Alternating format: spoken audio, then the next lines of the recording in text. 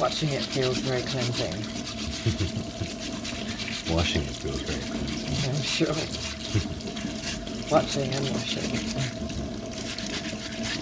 Just good to get the soil off because the soil is what I like to keep the skin on. cocoons it. Yeah, yeah. Well, the skin usually has all the nutrients. Well, Like that's what they say, right? for all things, potato skin, Yeah. and and for say a loaf of bread, it's the crust that has all the nutrients. Yeah. It's the inside. The power of the inside is to stay plump, but the nutrients are all on the outside. Or do they just tell you that so you eat the skin?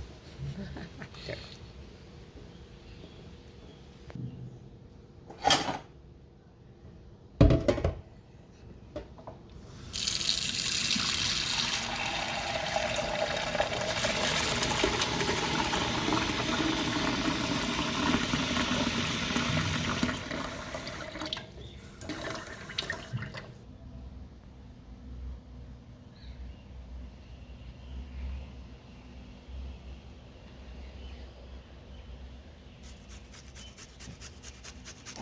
What are you doing, darling? Grating the ginger into the water. Obviously. Is this just a personal preference, just to do that? I order people grate the ginger and pour water onto it. Or this is just It doesn't matter. a step in your method of preparation, in the artistry of it. Is that it? Yeah, I guess so. Sometimes I maybe- do it the other way. But so it's- maybe, see, there's different ways of doing things. This is why tea is not, you're not meant to splash water onto tea or something. That's a good point, though. Tea I know that. connoisseurs are really fussy about how water is poured into their tea leaves and whether something is brewed. So perhaps pouring hot water onto ginger sets off a different chemical reaction. Maybe. And That's interesting. I never thought of that. but you're letting the ginger immerse itself in hot water or in water, and then letting both of them heat up At the same time. at the same time.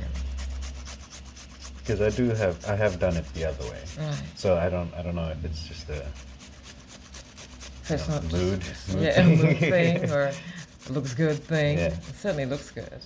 Sure. Oh, it certainly smells good. I love ginger. Mmm. I think grating it also releases the flavor more. Wow. So as opposed to slicing it. Yes, Yeah, of course. chopping. Grating it is breaking it apart and cracking it open. See, That's it. Yeah.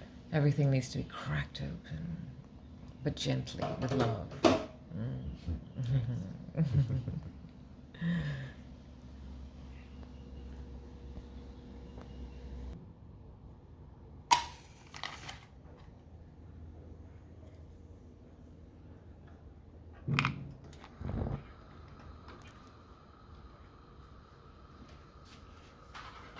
Oh, so the ginger immersion is now Yeah. happening. It's all heating up together. So what are you doing here now? And when you add the rest of the ingredients, these are cloves. Mm. About Okay. 12 pieces of cloves in there. Okay. Just drop it in so it joins it in a very gentle way. Just joins the immersion. It's very harmonious. Instead of having hot water splashed on all of them in a very abrupt way. No, yeah. It's I a bit think violent. this is a much gentler way to crack open all the flavors. Sure. What are you going to do now? I'm just gonna crush open the cardamom seeds. Why does that sound so erotic, darling? It doesn't look right. I'm sure it doesn't feel right. Well, sometimes, sometimes the cardamom really needs a good pounding to bring out all its flavor. So just crack it on because all the flavors in the seeds. Is it focusing there? So Okay, there we go. Yeah. Oh, so just crack it open. oh my God, the aroma just hit me. Oops. So it's- Oh my goodness, the aroma just hit me. Wow. Okay. Wow. Okay. Mm-hmm. That was good. Yeah. This is why the traders all went nuts for these spices. Sure. They were making the women folk go, oh, But of course. And oh now my goodness, these are all very, very, very, very sensual. some normal tea leaves. Some just some normal tea.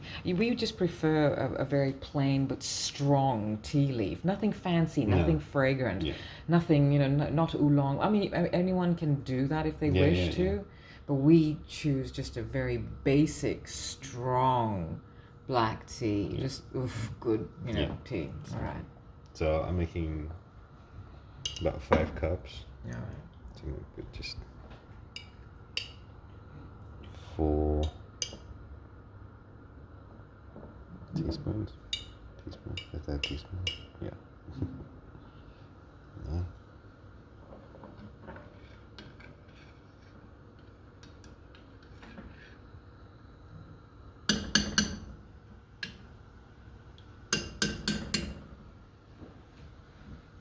There we go. So this is your cha, darling. Yeah. Yeah. So let it boil and then Let it brew. yeah. Get ready.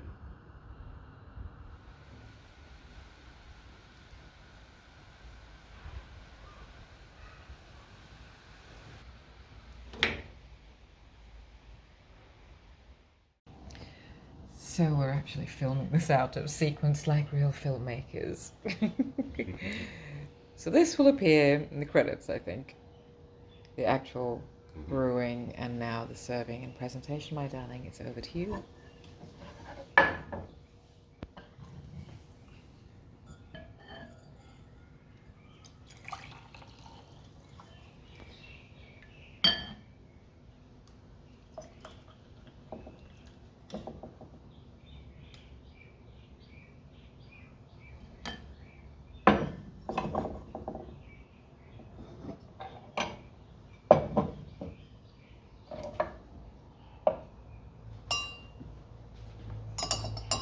So of course you can add sugar if you wish, but just to go over what is in the tea. So other than tea leaves, and we use a strong leaf, just a basic strong tea leaf, but people can choose whatever tea leaf they wish. But you brew it, and it's got ginger and cardamom and clove, and that's it, right? Ginger, clove, cardamom. Yeah. Now we don't add sugar, or you, by we I mean you, but you usually put in manuka, right? But I felt like barfi. I felt like eating laddu, and of course I had to go and visit one of the Bikabai shops in Suva. There's a few around Vitilevu, but this is the one near Village 6 Cinemas, and I had to go and get some barfi and some laddu. Now Bikabai is an institution in Fiji, and this is where you go for all your sweets. But I mean, we used to go in other places when I was a child. But yeah, right now this is the place to go to in Suva, and oh my god, the white barfi and the suji laddu. How do I describe suji laddu? Melting moments, like, for the non-Indians. But I absolutely needed some sweetness this evening, my darling, just in my mouth, as per usual. I do like all different flavors and on my taste buds. So, but we can talk about Manuka honey now. Anything that is made from the earth really is healthy, and that's a bit of a generalized statement, because there's of course lots of pesticides and stuff. So we're in Fiji, and these things aren't always used, and these crops are backyard crops sometimes, the gingers that we get. And well, okay, I don't really know the source of cloves and cardamom, but we're hoping that they're all ethically sourced, etc. But oh my gosh, they all combine to make such an incredible taste sensation, darling. And you know exactly how to do this. You're an alchemist of food and ingredients, because everything you make is just absolutely magic. The brew itself is absolutely divine without milk. But we're having milk with our tea. And Manuka honey usually, but in our Fiji home, we don't. We add a little bit of sugar from our ancestors' blood, sweat, and tears. And that's what flavors, that's what sweetens our cha. Beautiful.